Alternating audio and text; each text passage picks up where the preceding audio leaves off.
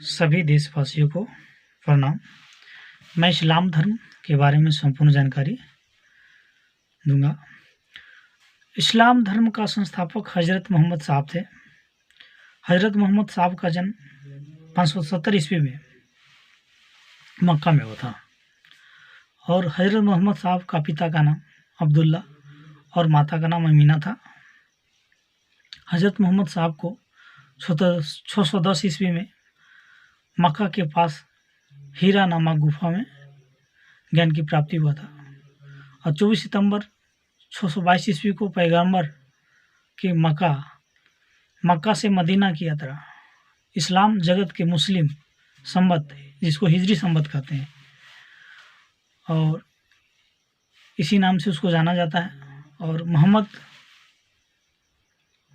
मोहम्मद की शादी 25 वर्ष की अवस्था में खदीजा नामक विधवा से हुई थी।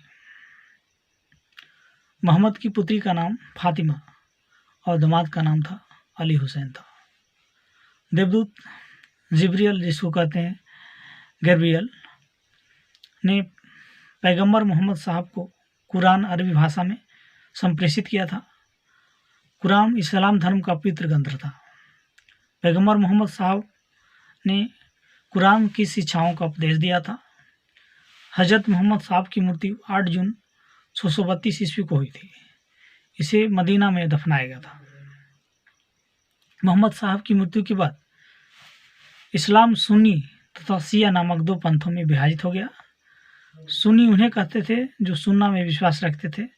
सुन्ना यानी पैगंबर मोहम्मद साहब के कथनों तथा कार्यों को विरोध करते थे, और शिया इसको बोलते थे ये अली के शिक्षाओं के विश्वास करते थे, अली की शिक्षाओं में विश्वास रखते थे तथा उन्हें मोहम्मद साहब को न्याय सम्मत उत्तराधिकारी मानते थे।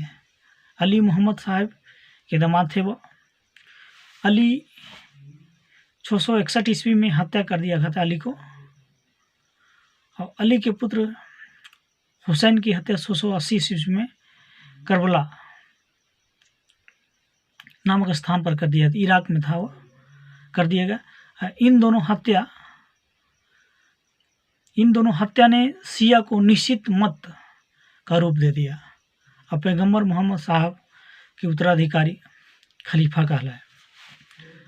और इस्लाम जगत के खलीफा पद 1924 ईस्वी तक रहा और 1924 ईस्वी में इसे तुर्की के शासक मुस्तफ़ा कमाल पाशा ने समाप्त कर दिया।